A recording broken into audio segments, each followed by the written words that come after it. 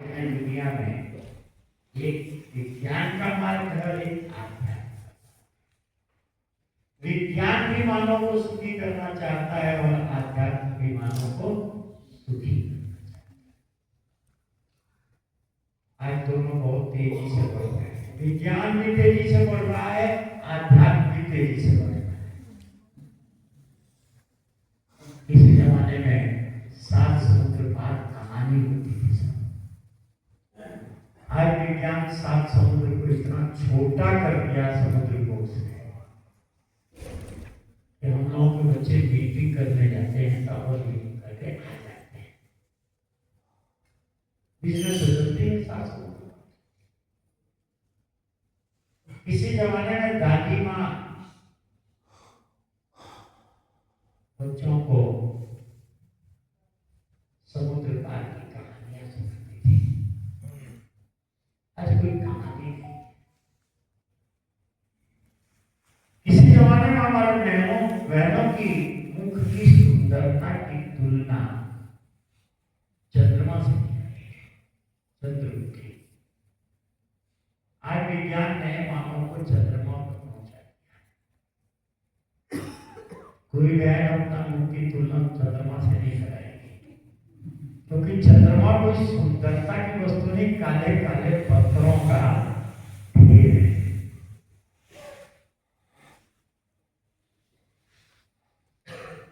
पहले अगर पड़ोस के जिले में डाक भेजनी होती थी तो 3 दिन लगती थी डाक। आज डाक तो डाक पैसा भी बार करना सेकंडों में होता है। अगर पर्दे के पीछे बैठे हुए आदमी से बात करनी हो तो घूम के जाना पड़ता।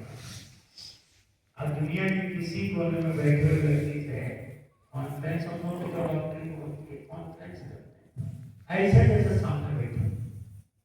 रोज क्लास में हम लोग ऑनलाइन चलाते हैं। इतना विज्ञान पढ़ रहा है। आध्यात्म की बात करें तो पहले शंकराचार्य जी ने भारत के 4 कोनों पर 4 मठों की स्थापना की। बाद में विकास हुआ, ज्योतिर्लिंग बने, द्वादश ज्योतिर्लिंग की स्थापना हुई, 52 शक्तिपीठों की स्थापना हुई। पहले गांव तो बहुत 4-6 कोस पर कोई मंदिर होता। आज गांव में हर समाज का अपना एक मंदिर बना है। आज आदमी घर बनाता है तो पहले घर में मंदिर की जगह देता है। और बहुत से लोगों के मोबाइल खोलेंगे तो 80% लोगों के मोबाइल में डीपी जो होगी वो किसी न किसी भगवान की होगी, और कॉलर ट्यून भी आरती या किसी चौपाई की। इतना ज्यादा आध्यात्म बढ़ रहा है, इतना ज्यादा विज्ञान बढ़ रहा है, फिर भी मानव क्या सुखी हो पा रहा है? दिनों दिन विज्ञान बढ़ रहा, अध्यात्म बढ़ रहा, परंतु मानव का दुख बढ़ता है। जब खोज हुई तो मालूम पड़ा कि साहब एक अंधा है और एक लंगड़ा है। विज्ञान गति तो कर रहा है बहुत तेजी से, परंतु आज पढ़ा लिखा आदमी जब रात को सोता है तो सवेरे उठ करके सबसे पहले न्यूज चैनल देखता है या समाचार पत्र पढ़ता है। जानते पता नहीं किस राष्ट्राध्यक्ष का दिमाग खराब हो जाए और कौन सा राष्ट्र इस दुनिया से रात भर में खत्म हो जाएगा, ये नहीं मालूम। ऐसा वो बना क्या है? क्योंकि अंधा है ना, गलती तो कर रहा है, किधर जा रहा है हमने को नहीं मालूम। आध्यात्म कहते हैं सर्वे भवन्तु सुखिनः सर्वे सन्तु, पर थोड़ा दुख के साथ। बड़े बड़े मठ और बड़े बड़े मठाधीश, विरला ही कोई बड़ा बड़ा मठ मिलेगा जिसमें 10-5 मुकदमे न चल रहे। सभी परिचित नहीं किसी से कहने की बात। और जितने बड़े बड़े आचार्य, जितने बड़े बड़े उनके संस्थान, उतनी बड़ी बड़ी फैक्ट्रियां दवाइयों की उनकी चल रही है। गुरु जी भी दवाई खा रहे और जिले की भी दवाई खा रहे। बड़े बड़े 2-4 शायद ही कोई बिरला संत मिलेगा जिसके 2-4 ऑपरेशन न हो।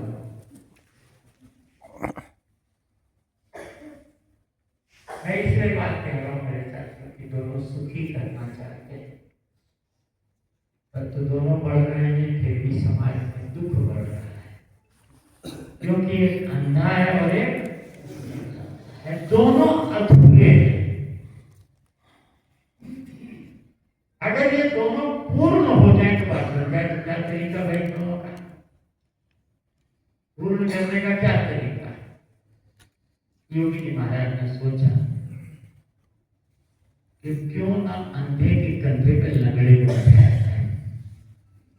अंधे के कंधे पर लंगड़े को बिठाया जाए। और तब योगी जी महाराज ने एक संस्था बनाई जिसका नाम था international association for scientific spiritualism, वैज्ञानिक आध्यात्म का अंतरराष्ट्रीय। ये इंटरनेशनल संस्था है, 14 देशों की संस्था के कार्य। सबसे पहला स्तर शरीर का होता है। मेरठ मेडिकल कॉलेज को इन्वाइट करके 3 डिग्रियां कराई गई। 1999 में वर्ल्ड कांग्रेस ऑर्गेनाइज की संस्था ने 125 देशों के साइंटिस्ट मेरठ आए। 2006 में जापान में संस्था ने अपना शोध पत्र भेजा।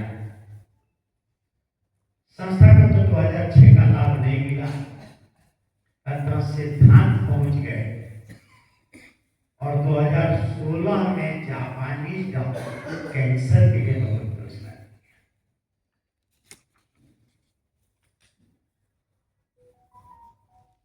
कोई डॉक्टर से पूछा गया कि अब तुमने ऐसी कौन सी दवाई बना दी कि तुम्हें कैंसर के लिए नोबेल पुरस्कार? कैंसर सोलाई ना, तुमने दवाई कौन सी? गूगल पर सर्च करें 2016 में कैंसर। वो डॉक्टर कहता मैंने कोई सर्च नहीं की, मैंने कोई दवाई नहीं। फिर बोले तुम्हें नोबेल पुरस्कार? बोला हमने तो शरीर के विज्ञान को खोजा। ये बात मैं ये कह रहा हूँ आपसे कि संस्था ने 1997-98-99 में 3 MD डिग्रियां मेरठ मेडिकल कॉलेज में इन्वाइट किया। कोई डॉक्टर से पूछा गया कि शरीर का ऐसा कौन सा है, तो कहता है जब हम खाना खाते हैं तो हमारी कोशिकाएं, पेशियां उससे पोषण प्राप्त करते हैं। जब खाना नहीं खाते तो पेशियां भूखी हो जाती है, और जब ये भूखी हो जाती है तो सबसे पहला काम ये करती है कि शरीर में जो भी एबनॉर्मल पेशियां पड़ी हैं उनको निकालती है। और कैंसरस पेशी कैसी है? ये एबनॉर्मल। सबसे पहले कैंसर पेशियां खत्म होती है। बोले कि ये तो जरूरी नहीं कि सबके शरीर में कैंसर हो ही। अगर आदमी फिर भी खाना नहीं डाले तो बोले कि पेशियां भूखी हो जाएंगी। जब ये भूखी होंगी तो क्या करेगी कि शरीर में जो भी एक्सेस माल होता है, एक्सेस समझते हैं?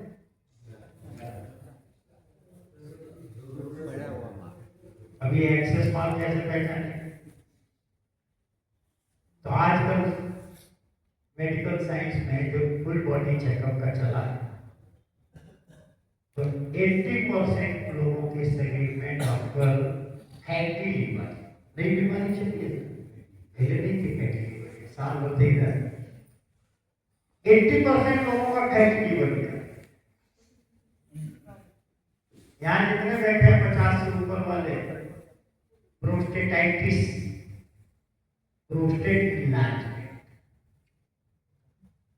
36 साल से ऊपर, 35 साल से ऊपर जितनी बहनें बैठी हैं, 80% का यूट्रस रिमूव कर दिया जाता है।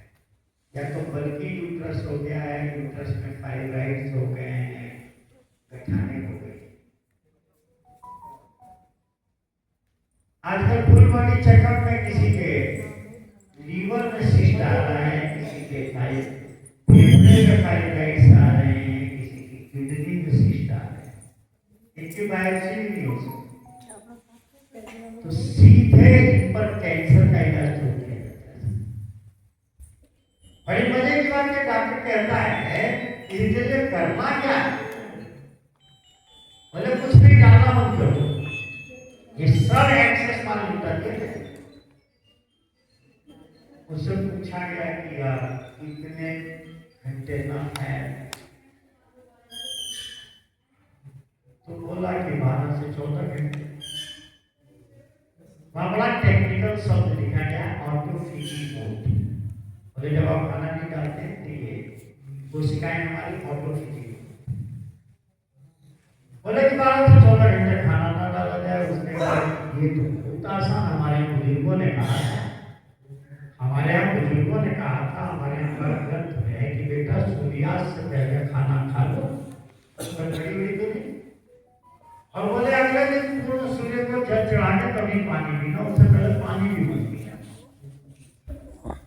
बोले 12 घंटे वैसी हो जाती। ये तो पता नहीं कहाँ से अंग्रेज आ गए, सही होता है। हमारे यहाँ ये नहीं था, अंग्रेज आए तो सवेरे उठते ही वो व्यक्ति और सोते समय लेटी, जब तक पियो नहीं तब तक सोना नहीं, जब तक खाओ नहीं तब तक पियो नहीं तो उठना नहीं। हमारे यहाँ नहीं थी परंपरा, इसलिए कैंसर अवसर हमारे यहाँ की बीमारी थी। फिर आप ग्रंथों को उठाने वाले आयुर्वेद के ग्रंथों को, हमारे आचार्यों के ग्रंथों को उठाइए। हाँ राज्य बैठे कहीं कैंसर का इलाज मिलेगा, हमारे कैंसर का ही, क्योंकि ये तो उपवास से अपने आप चली जाती। हाँ प्रमेह होता था, मधुमेह होता था, यक्षमा होती थी, ये बड़े बड़े लोगों को खाने पीने की दूसरी बीमारी थी। उससे पूछा गया कि अच्छा ये बताओ एक आदमी साल में कितने दिन खाना ना खाए? बोले 22 से 24 दिन। बोले तो हमारे बुजुर्गों ने एकादशी बना दी, प्रदोष बना दिया, अमावस्या पूर्णमासी, बोले महीने में 2 और साल में 24 वैसी हो जाती। ये तो नवरात्र फोकट में बना दिए कि माँ बेटा कर सके तो चल साल में 2 बार नवरात्र कर ले। हमारे इतना उपवास का आध्यात्म विधान, और ये आध्यात्म बुजुर्गों ने इसलिए जोड़ दिया था कि जो नहीं भी पढ़ा लिखा आदमी होगा तो कम से कम आध्यात्म के रास्ते पर चल करके घर में पूजा पाठ करेगा तो कुछ तो करे।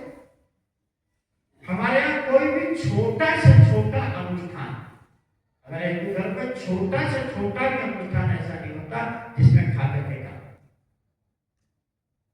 हमारे एक खास बात जो लोग बैठे हैं, सबसे मेहनत का दिन अगर किसी परिवार में होता है तो जानते हैं वो कन्यादान का दिन है, जैसे कन्या विदान।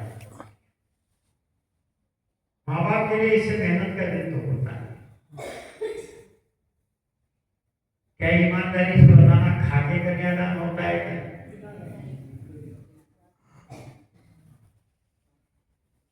और सच बताऊं ये तो मुझे पहली बार मालूम हुआ कि कन्यादान भूख भी नहीं। हाँ बहुत बड़े होटल में बिटिया की शादी, बड़ा एक स्पेशल खाना बड़ा सुना था, उसी के लिए वहाँ होटल में था, परंतु खाने का मन नहीं हुआ जरा। और कोई शक्ति में कमी नहीं होती, क्योंकि खाना एक्चुअल में जब शरीर में जाता है तो खाना ताकत नहीं देता है। खाना ताकत नहीं देता। दुनिया खा रही है, किसी से पूछो भाई क्यों खा रही है, अच्छा किसी से पूछ लो क्यों खा रही है।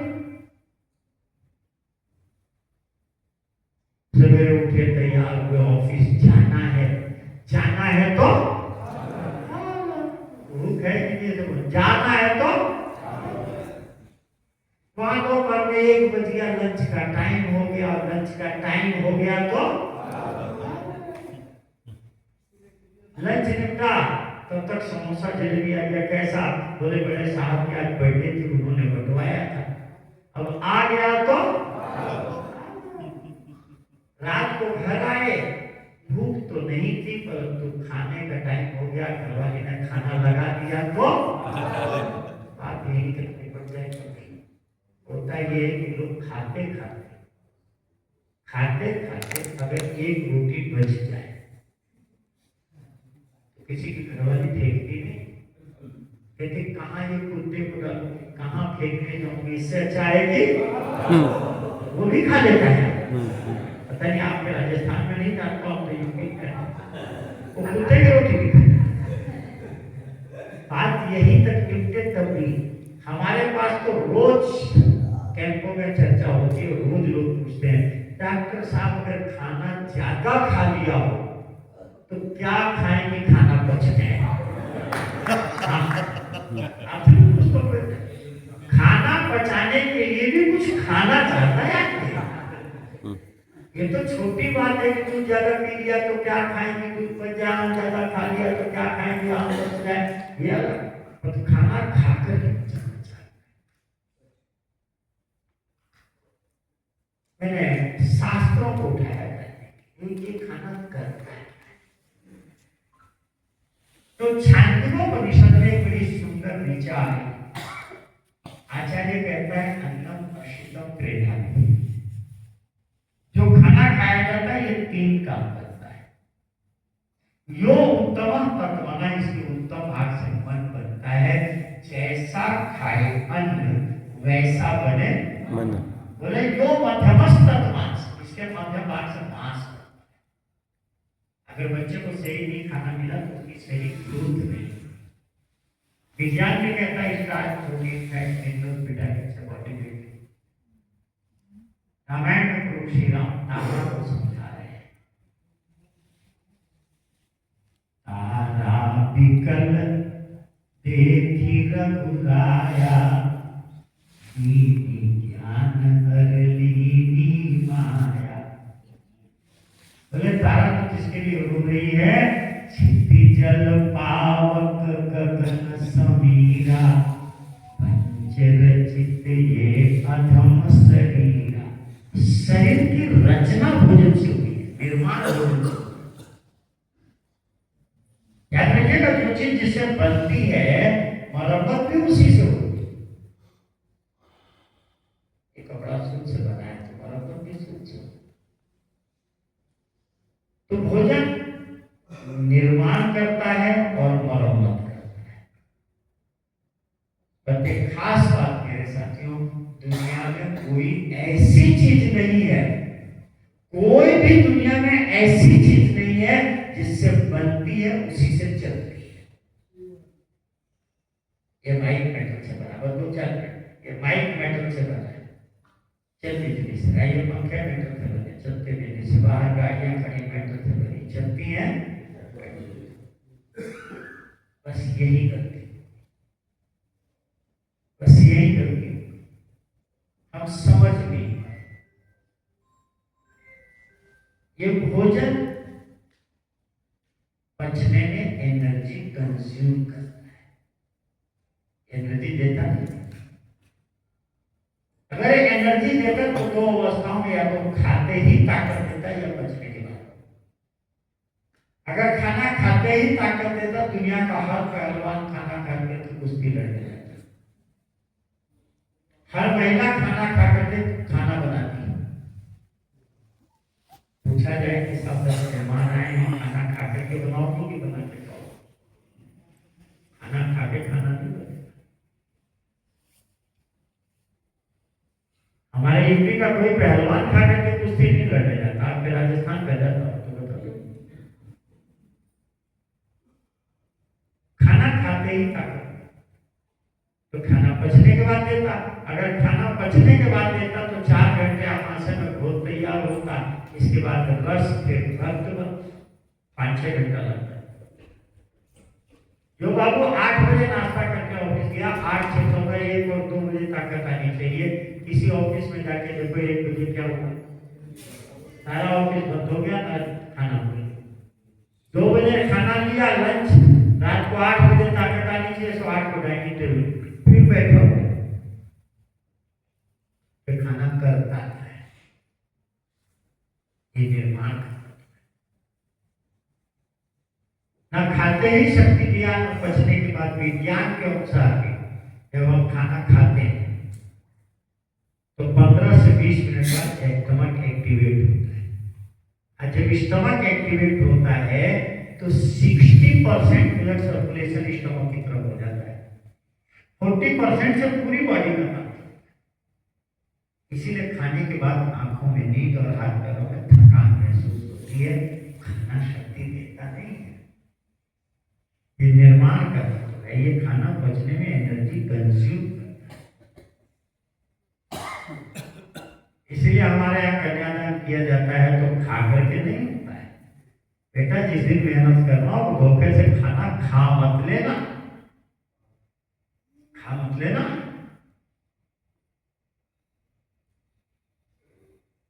खाने को आदमी खा रहा है बिना मतलब खा रहा है, खाना करेगा क्या? जो एक्सेस जा रहा है ये करेगा क्या?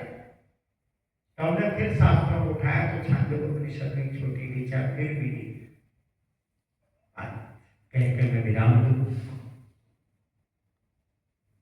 एक दिन खाना भगवान के यहाँ चला गया और खाने ने भगवान से पूछा कि प्रभु दुनिया में सब कोई खा रहा, मैं किसको खाऊं? बड़े सुंदर विचार है छांदोग्योपनिषद के आचार्य कथा कहता है। भगवान ने कहा ये सब तुझे खाएंगे, तू किसको खाएगा? बोले प्रभु धरती पर सब कोई खा रहा है। बोले शेर कुत्ते को खाता, कुत्ता बिल्ली को खाता, बिल्ली चूहे को खाते और चूहा भी पता नहीं क्या क्या खा जाता, मैं किसको?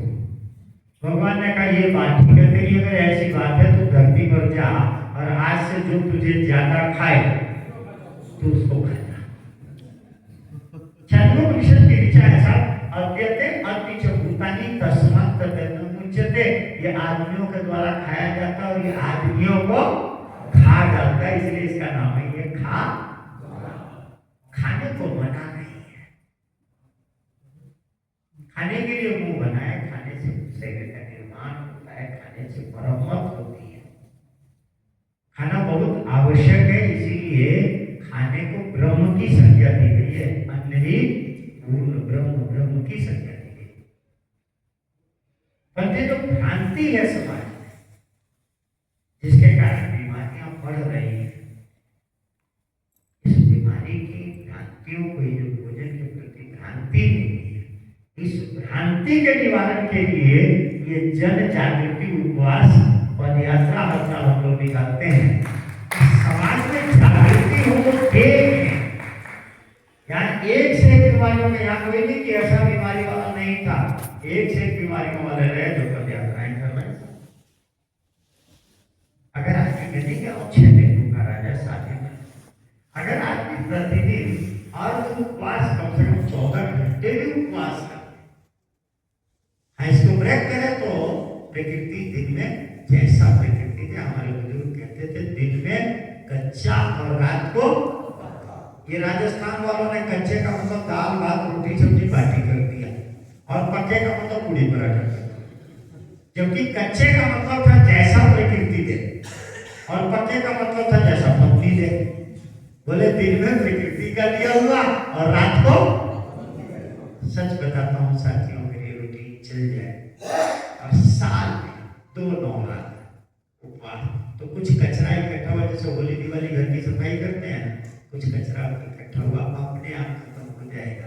तो ये हम लोगों की जन जागृति उपवास पद यात्रा इन उद्देश्यों को लेके, हाँ उपवास fasting without any trying against body, उपवास अगर कर रहे हैं तो आमाशय की सफाई, भवन से बलाशय की सफाई, से त्वचा की सफाई स्नान से और मन की सफाई। जब शरीर से मल निकालना हो तो कुछ घर से भी मल को निकालना होगा। प्राय उपवास तो करते हैं लोग, परंतु घर में इकट्ठा करके रख देते हैं। तो हम लोग जो बचे सो बटे, आज 6 दिन उपवास हम लोगों का कल होगा, तो 6 दिन में जो हम लोग खा सकते थे उस सबका पैसा इकट्ठा किया गया है और कल इन लोगों को कुछ देने से पहले उस पैसे का वितरण होगा लड्डू बनाकर। कितना पैसा आया? 80,000 रुपए सब लोगों ने कलेक्ट किया है। सबने अपना जो खा सकते थे 80,000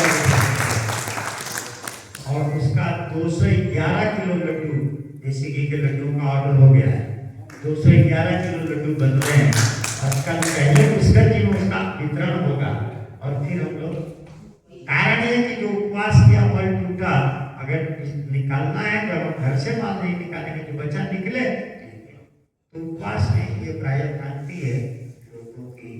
तो ये ब्रेकिंग है, कल आप लोगों का स्वागत करते हैं। आइए, लोगों के अनुभव भी सुनने को मिलेंगे, देखने का कि हमारा सूप और सब्जी कैसे बनती है, क्योंकि बड़ी बड़ी रिसर्च तो पहली जो डाइट होगी सूप की, वो क्लींसिंग, लौकी, कद्दू, पालक, इन सबका सूप होगा, इसमें टमाटर नहीं पड़ेगा। और रात को जो सब्जी दी जाएगी, लौकी, कद्दू और पालक की ही सब्जी दी जाएगी। तो बहुत बढ़िया, आप स्वागत है, आप लोगों ने समय दिया, इसका बहुत बहुत धन्यवाद। बोलो श्री राम।